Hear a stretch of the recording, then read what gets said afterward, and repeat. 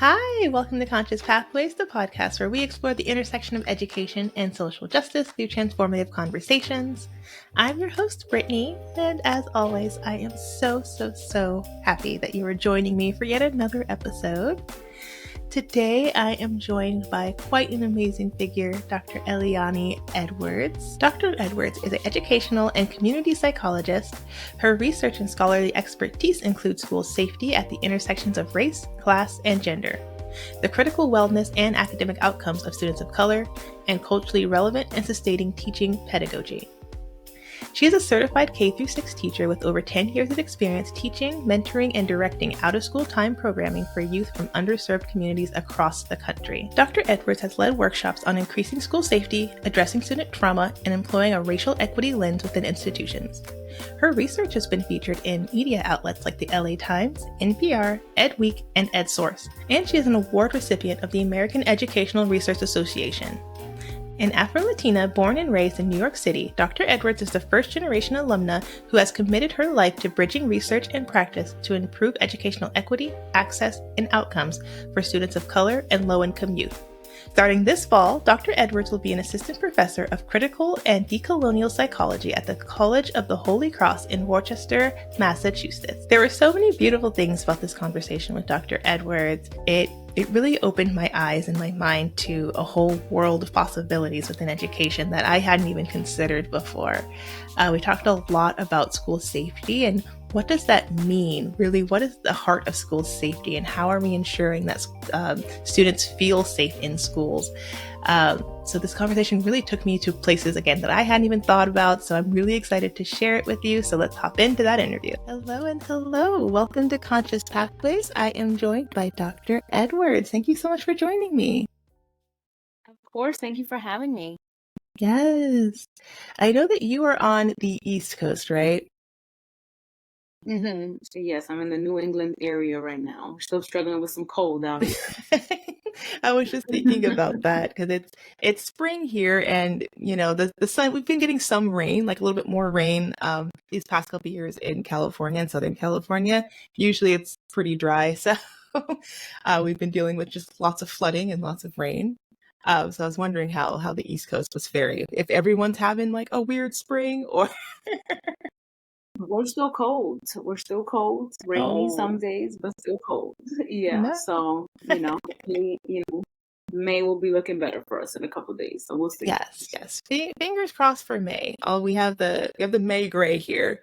We have May gray, and then we have June gloom, and then we have summer, and then we're fine. So that's about as much weather as we'll get down here. Mm-hmm. So I'll take it. I'll take a couple That's months all of really need. That's all you really need. We have too much weather going on. Exactly. Just a couple of cloudy days, a little rain here and there, and then sunshine. That's it. You don't need the snow. Who needs snow? We're fine. That's all you need. That's really all you need. Yes. Is it still snowing out there, or is it just cold? No, it's just cold. It was Okay. like it's just been raining here since, so Nice. A little cold, a little rain. Nice. That was always the worst when I lived on the East Coast. Is like it's springtime and then it's like April and all of a sudden it's snowing and you're like, nah, no. There's no such thing as spring, is what I learned. So it's just kind of like you get a little bit of fall, and you get extended winter, and then it's just rains, and then it's summertime. Yeah. So yeah, no such thing as spring. That sounds about right. That's like how we don't really have fall out here. It's just kind of summer, and then it's like winter. Nothing really changes in between there. But yeah, thank you so much for joining me. I'm so excited to speak with you. Tell me a little bit about how you got your start in education. Yeah, so my career started teaching elementary school. So I was a K-6. I am a K-6 teacher. I'm a certified K-6 teacher. My first time in the classroom was teaching first graders. And that's kind of where I learned that first grade really is, in my opinion, where the magic happens. That is where they bring you a class full of babies that leave being little big kids who are now reading. So I was in college. I was a clinical psych and child development double major. And then that kind of ushered me into a teaching career. So I was teaching K-6. And it was through my experiences in the classroom, honestly, that I started to become interested in research. There were a lot of things that we did in school that made me question, like, why are we doing this? Like, and a lot of the answers that I would get was like, oh, well, we've always done blah, blah, blah, blah, blah. And I was like, okay, there's like a gap here that I need to fill, that there's something I'm not getting. There has to be a better way for some of the things, right? And so that is kind of what propelled me to kind of pursue higher education. And now I've been in education psychology since. Wow. And what I love about that is your ability to just recognize when the math isn't mapping, right? Like things aren't connecting, things aren't making sense. And, you know, I've had this conversation with one of my closest friends. Like we talk about this all the time because one of the first schools that we worked with just did not jive with how we saw education. And people looked at us as like, oh, you guys are just young. Like you're just young and you're green thumbed or whatever. And you just don't know about education. It's like, no, I think I know that these practices aren't developmentally appropriate.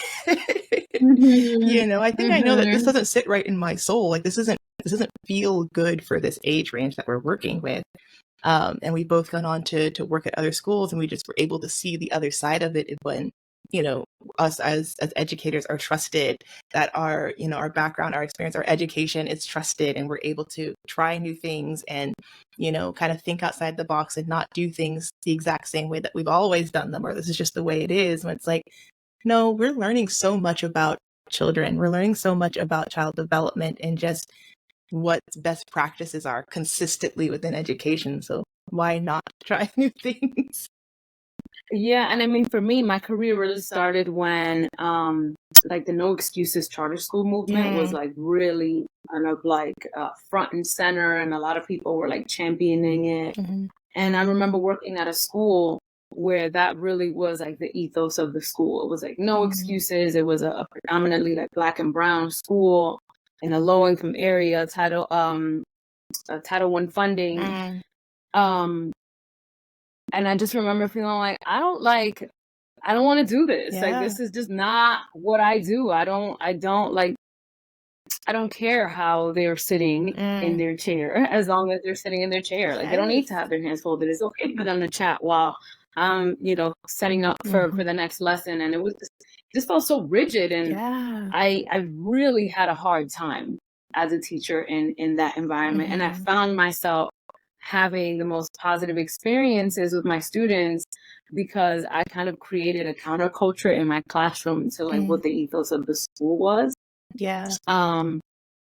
And that honestly creating that counterculture is where I found my success. Like I'm just more warm and fuzzy than that. I'm a little bit more personable than that. I think it's okay to color outside the lines. And so that was honestly, that experience is really what kind of opened my eyes to like education and or to disparities in education in a different way than I had actually experienced them myself. So like in my own educational journey, I was able to understand the stark kind of differences in education and access to education and quality of education through my own journey. And then being able to see it as a teacher, for me, it was like, yo, why do these kids have to learn like this? Like, I know that not all students learn like this because I've seen it in other places. So why are you telling me that this is how we have to do it here? Why is this how it has to happen for these children?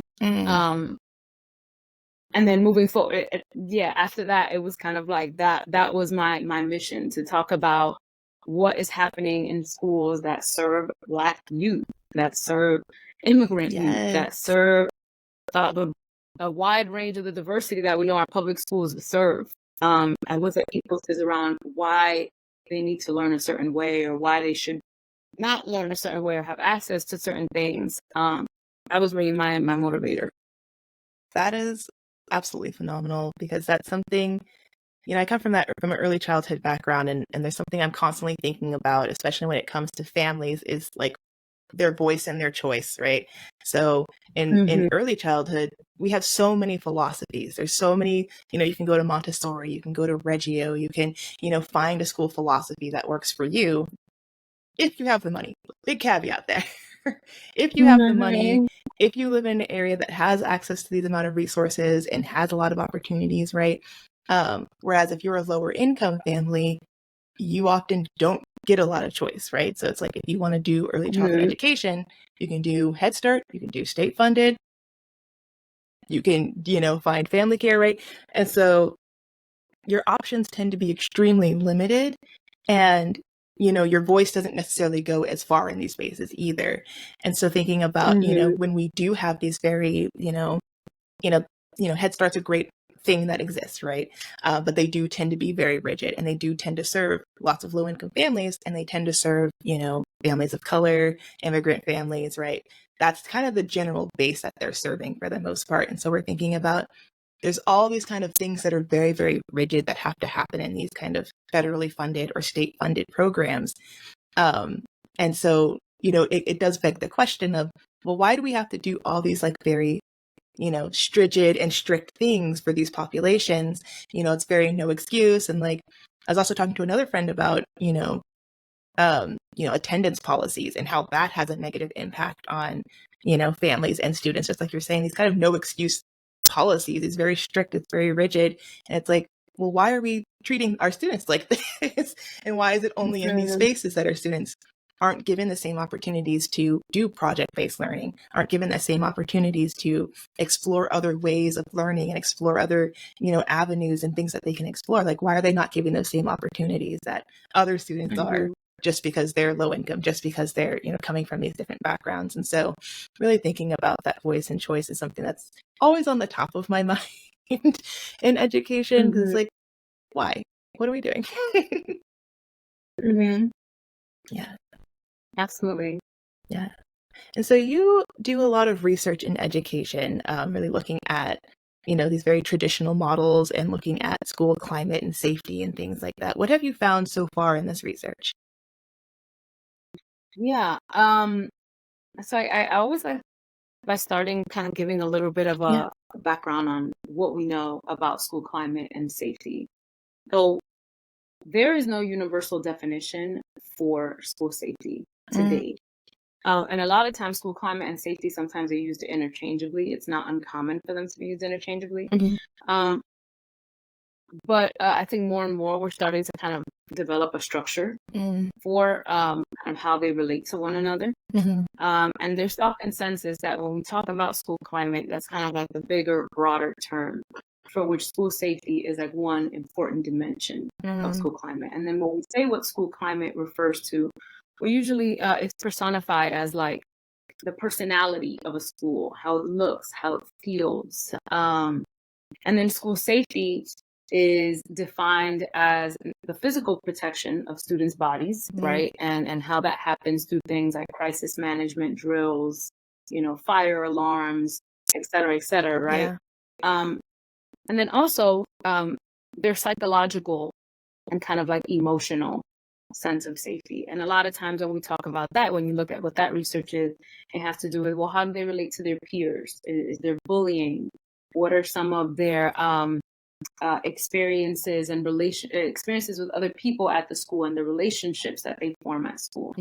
So that's kind of where the research is at in terms of talking about school climate and safety. And there have been kind of pockets of folks who have brought up other issues like, oh, well, what's the racial climate? What does that tolerance for diversity look like? Well, what are those things? And what my research, what I've found in my research is, when we talk about diversity and when we talk about issues of race and racism in school, it's always kind of talked about as an interpersonal experience or happening. So it's like, it still kind of falls onto that, how are peers relating to one another? What we're missing when we're talking about the ways that we assess school climate and the ways that we assess school safety, and the ways that we measure it and talk about it, is the fact that racism is not only interpersonal. And when we talk about public education in the United States, it's very much structural. It's very much systemic, and it has been throughout time, throughout its inception. And so when we talk about the safety of youth of color, Black youth, Indigenous youth, in particular, right? It's like, what does it even mean for them to feel safe in school? What does that even mean for them to feel safe in school in a place that from the inception was created to actively harm, right? Not only is it not safe, it brings actual harm.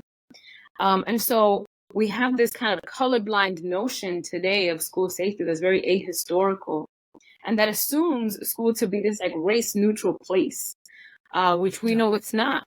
And so what my research is looking to do is really just push this narrative of talking about school safety as if it is separate from issues of racism, and as if it is just one dimension of what happens at school. It's like, no, that harm is grounded in every aspect of school. And so when we're talking about creating safety, we need to be addressing it in every system, structure, policy, practice, piece of curriculum, in every single aspect of school. We need to be thinking about how do we create safety for Black youth.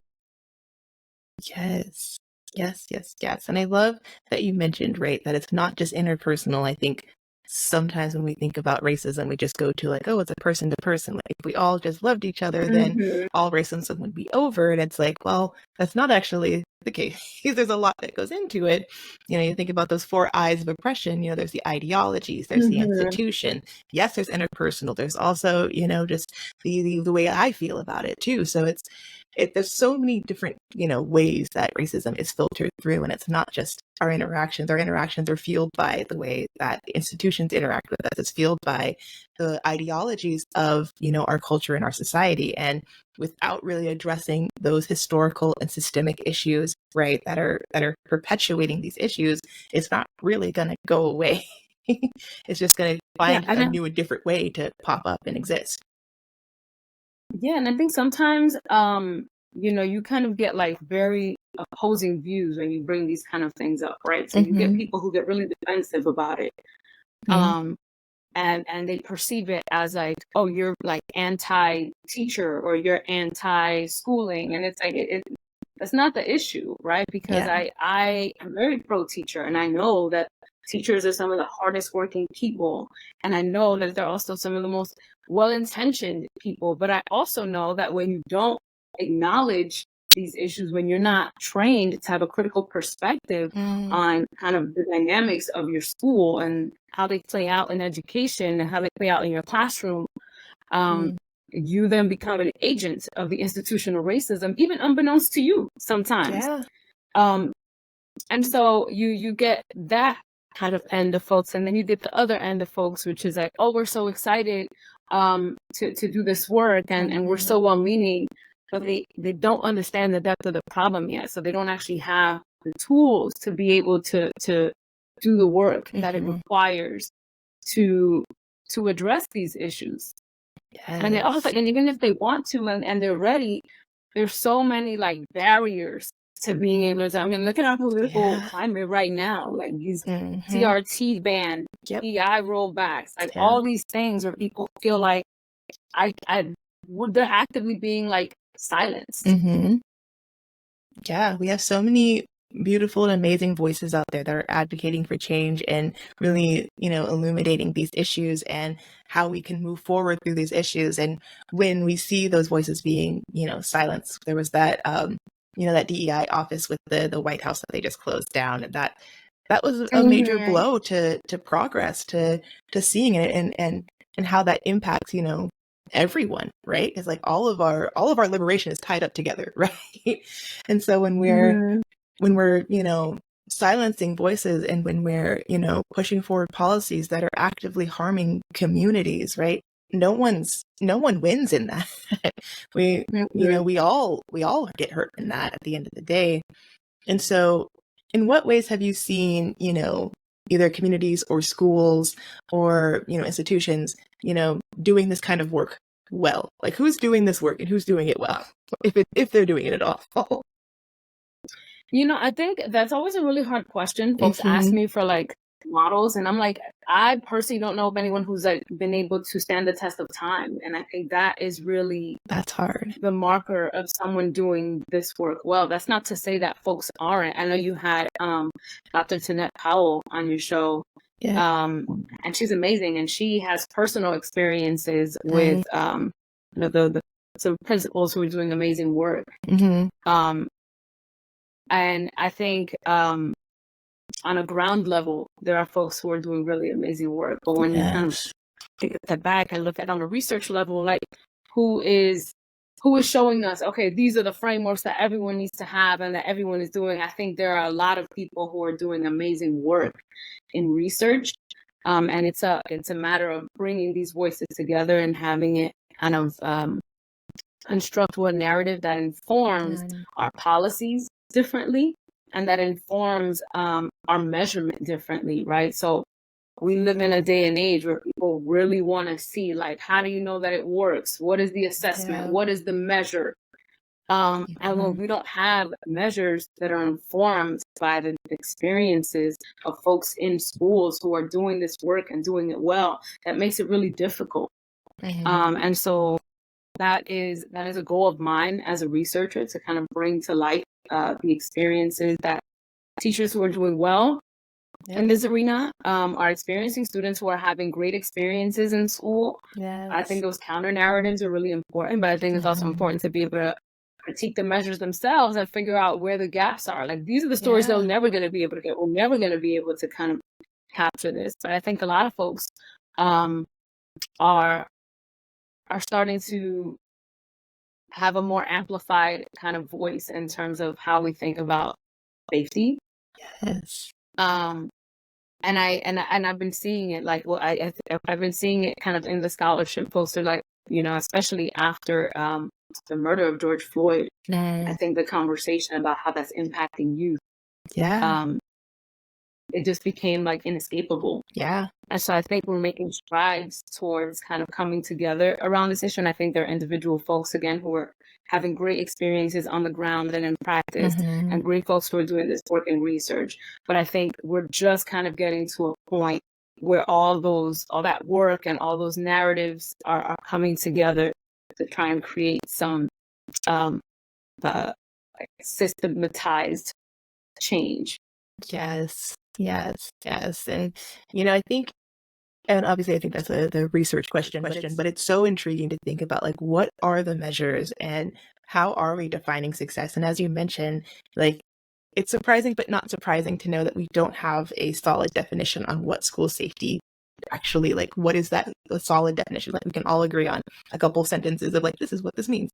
And, you know, that's going to take time, and that's going to take time for us to really, you know, get clear on, like, what are we measuring? What are the questions that we're asking? How are we getting to the bottom of those questions? And, you know, research is fascinating. You know, one thing that I feel like when I first started doing this work, I was really like hung up on that. Like, what? There's no definition. Like, we need a definition. And like, through my time kind of really diving into this work, I'm starting to feel like, should that even be the goal? Because safety is a subjective experience, and it is very context and culturally specific. And so if we were to have this one kind of universal definition of what safety is, which arguably you could say that we have had, even though it hasn't been named as such, right? We for a long time been talking about school safety as the absence of physical violence. So even though that isn't necessarily like a Webster stamped or whatever, that is largely how we've been talking about it. And we've seen how it's been a disservice and how it has kind of rendered invisible the experiences of youth who are not necessarily victims of physical violence. So I think, you know, I'm like, I don't even know that that's what we should be aiming for a universal definition. I actually think, you know, we need to be aiming for an understanding of safety as something that changes over time. You know, after COVID, now the way we talk about safety is different. Right. I think it's something that changes over time. I think it's something that is context specific, culturally specific.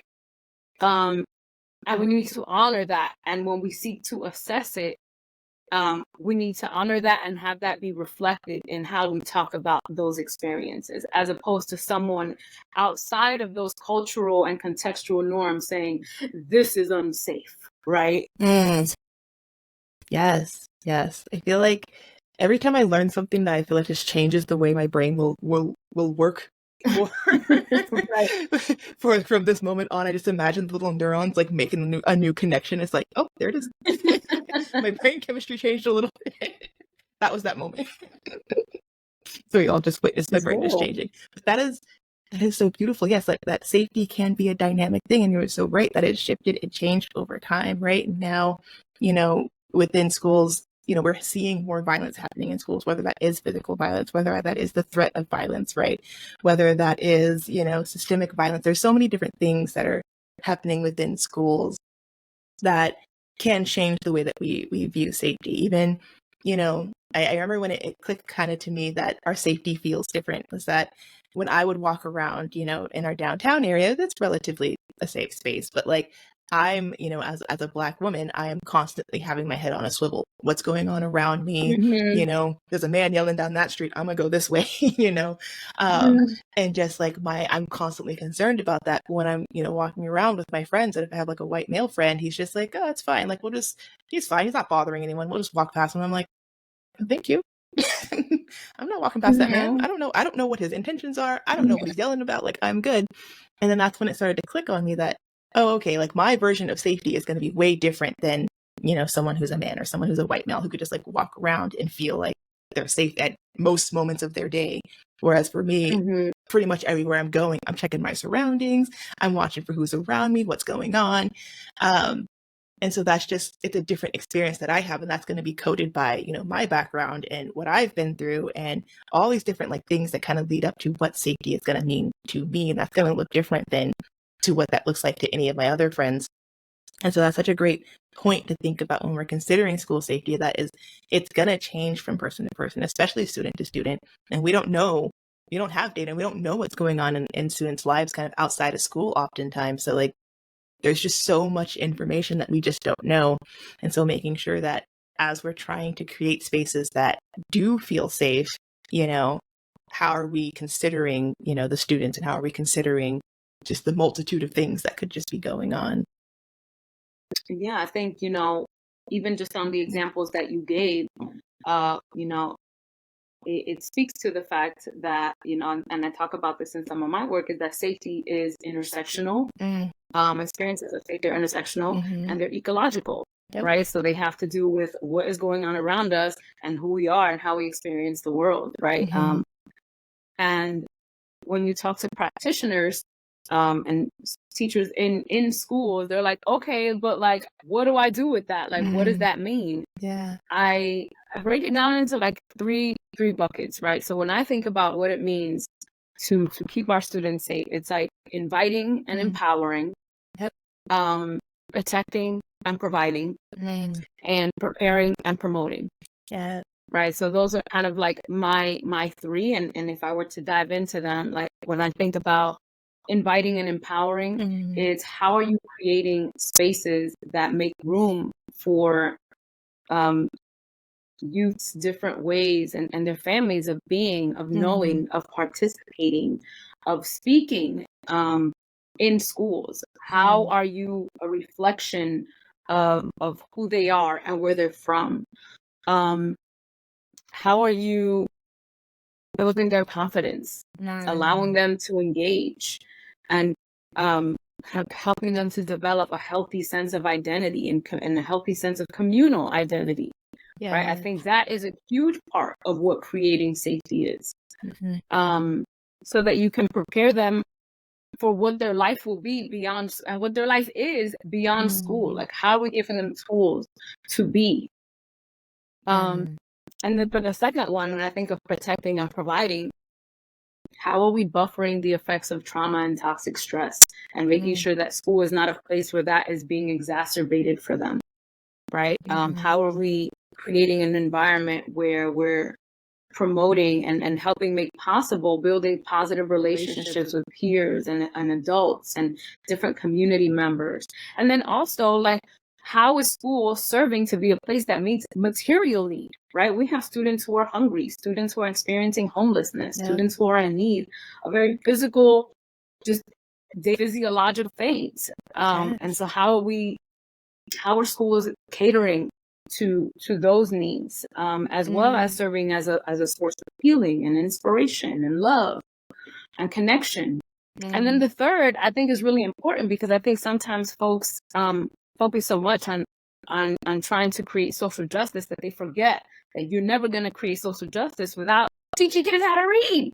Yes. Preparation, and like, how are you preparing and promoting these students? Like, they need to be able to learn how to read. They need to be able to critically think. How are you helping to bring them to a place where they now have skills to be able to do what they want? Right? How are we creating opportunity for them and preparing them to be able to step up to whatever occasion and whatever kind of comes their way? And I think that is a huge part of creating equity in schools, is like, and we tend to kind of focus on one aspect over the other. Like, I feel like as a field, we're really struggling to figure out what that looks like. Yeah. Doing it all at the same time. I feel like that's something that we have historically struggled with in education, because humans in general aren't great at multitasking, but there are so many, competing things that we're constantly having to deal with in education. And then you add on, the district wants these certain types of things. And then the district's like, oh, this is a curriculum we're losing. And that's kind of constantly changing and shifting over time as well. And so there's just so many competing factors. And so it's hard to know what to focus on at one time.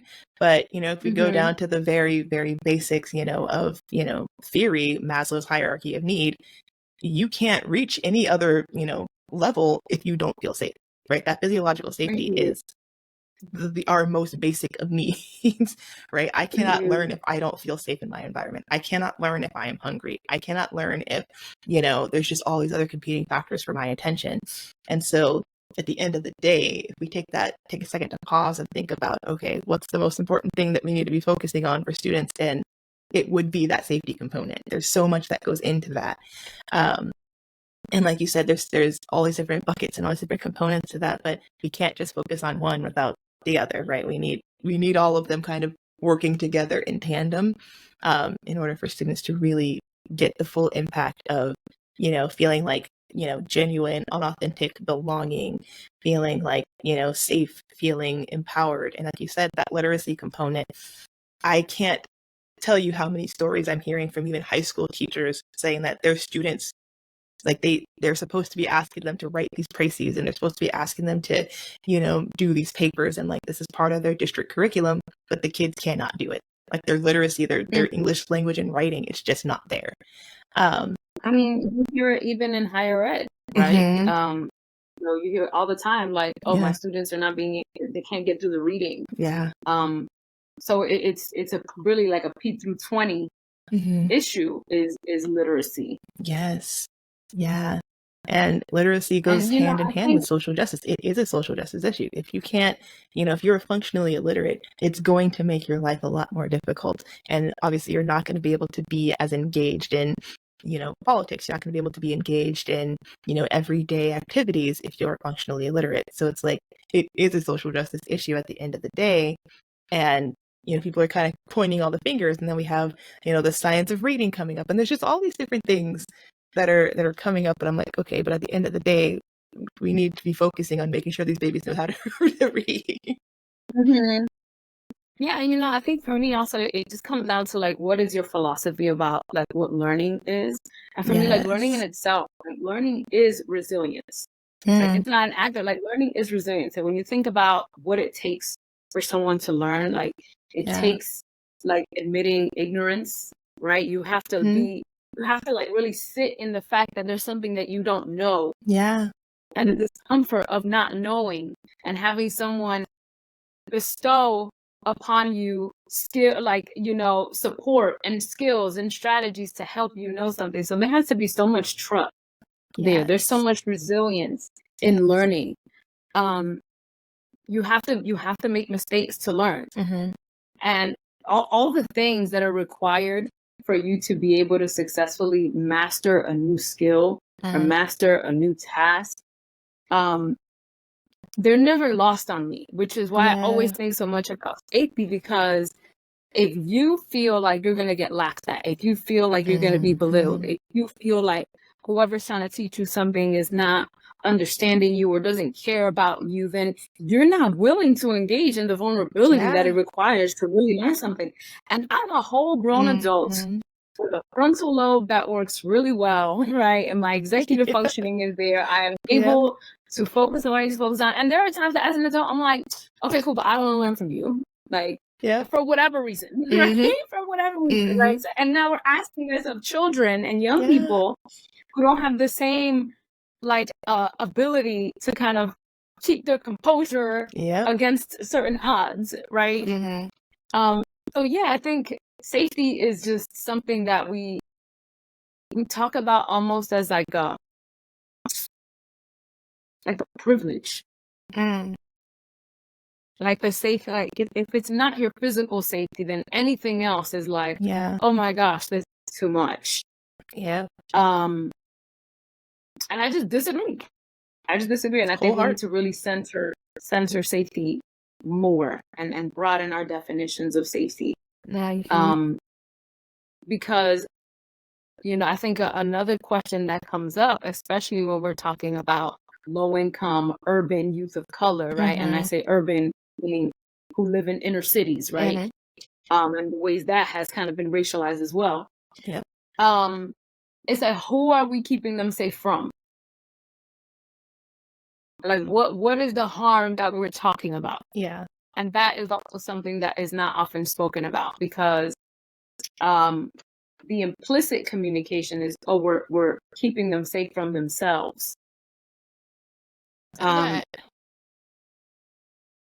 it's just there's a lot of disconnect between what the policies are promoting and what the actual threats to safety are.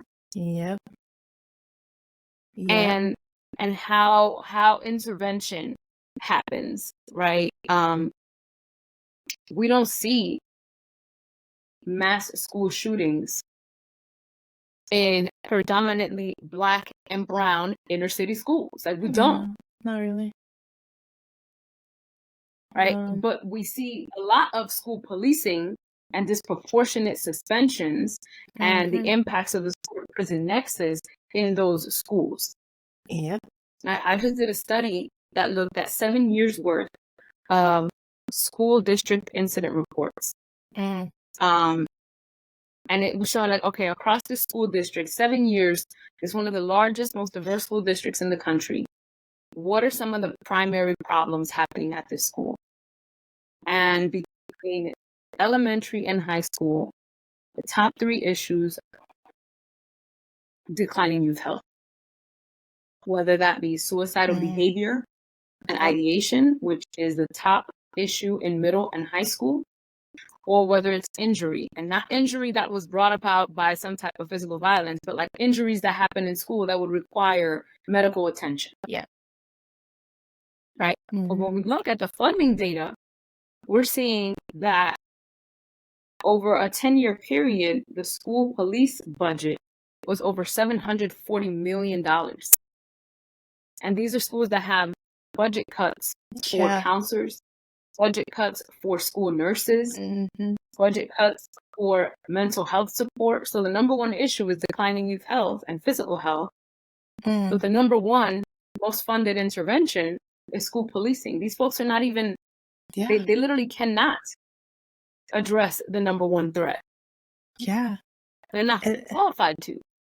And that's just the most heartbreaking thing, because I've seen this data too, and it's, we're putting all this money into, school resource officers. We're putting all this money into the metal detectors going into these schools to, like you said, try to keep them safe from themselves, when the actual threat is just within the actual fiber of the school itself, right?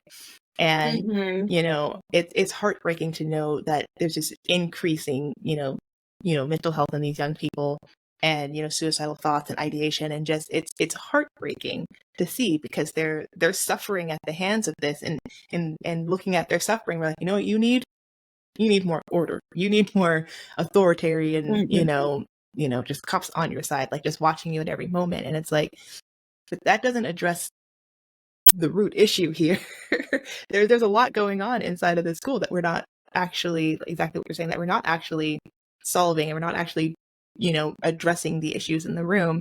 If anything, we're actually perpetuating more harm, and we're actually harming them more, and we're actually pushing them deeper into these depressive cycles, and we're pushing them deeper into, the school to prison pipeline, and deeper into juvenile justice and criminal justice. And it's, and then we use that as, this confirmation bias, like, see, we told you they were more violent, we told you they were more likely to commit crime, like, we told you, like, we're just trying to protect them from these things. And it's like, yeah, but if that was actually the case, then we would see crime decreasing, wouldn't we?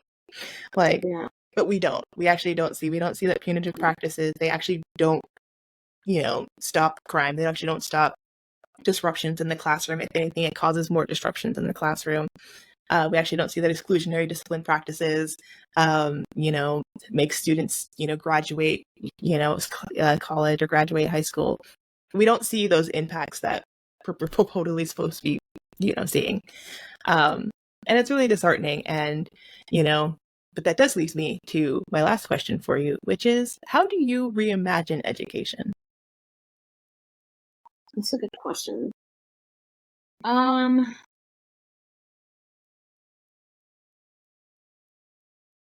think that we need to get back to really investing in public education in a real way. And I think when I think about what would make the most impact, I think we need to think about education as really like connected to some of the other systems where we're seeing similar disparities. I think when I think about when schools were like most successful, it's when youth were able to go to their local community schools, and they had teachers who were their neighbors, and teachers who lived down the street from them, and whose children they played with at the YMCA and things like that.